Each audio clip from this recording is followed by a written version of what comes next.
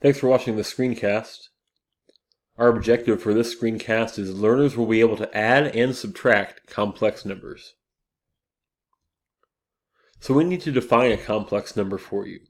We call any number of the form a plus b times I, where that I is the square root of -1, the defined imaginary unit from the previous video.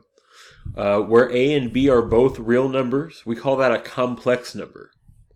So here are some examples of complex numbers.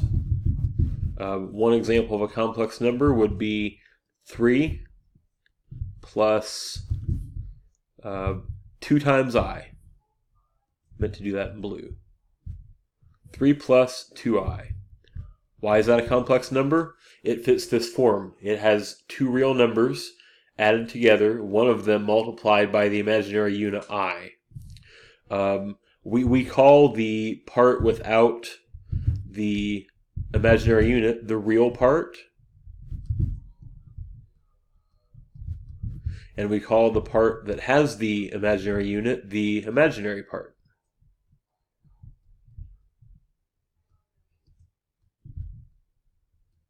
So there's a real and an imaginary part to each complex number. Here are a few more examples.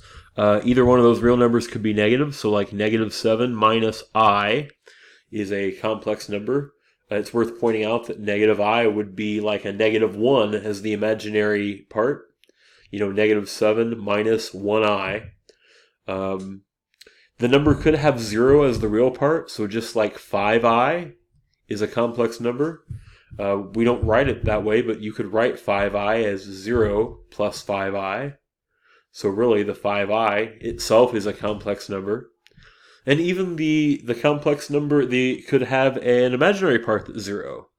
In all technicalities, -2 can be thought of as a complex number if you thought of it as like -2 plus 0I. It's really true that the complex number system is simply an extension of the real numbers we've already worked with. An important idea, and the one that you'll practice with a little bit in this screen class and a little bit when you get to class after watching this, is that the set of complex numbers is closed under addition and multiplication. And what that means is that whenever you add two complex numbers together, you just are always going to get a complex number as the sum. And the same is true for multiplication. We won't work on multiplication until you get to class. Okay, here are some examples of addition and subtraction. So in the example 3 plus 2I plus 4 minus 5I, you're adding these two complex numbers together. And really, in theory, this essentially works out a lot like the combining like terms problem from algebra.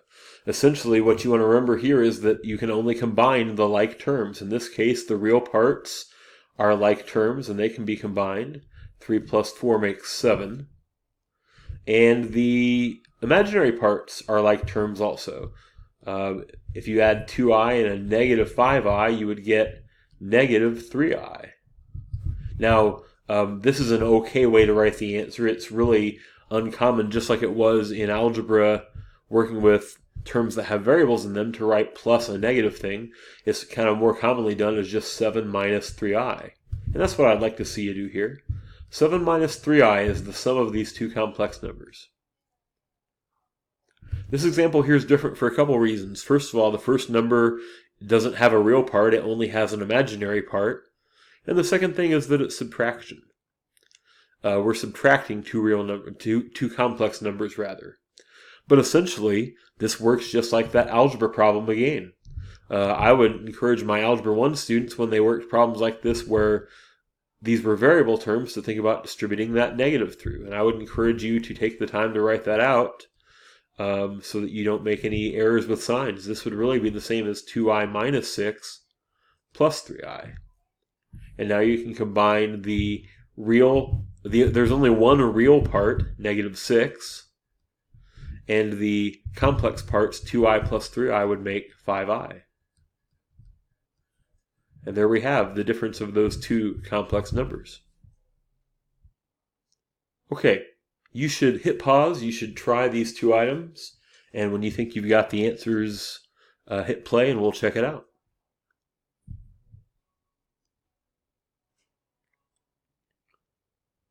Let's see how you did. I hope that on this first example, you considered taking the second to rewriting the second complex number here with different signs. I look at this problem as 10 plus 8i. This would be plus 6 minus 2i. And now I can combine the real parts. 10 and 6 make 16. 8i minus 2i makes plus 6i. So the difference of those two complex numbers here should be 16 plus 6i. And in this example, I need to combine the real number parts to get 6.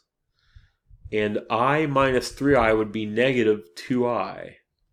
So we should be thinking about a complex number answer of 6 minus 2i. Thanks for watching.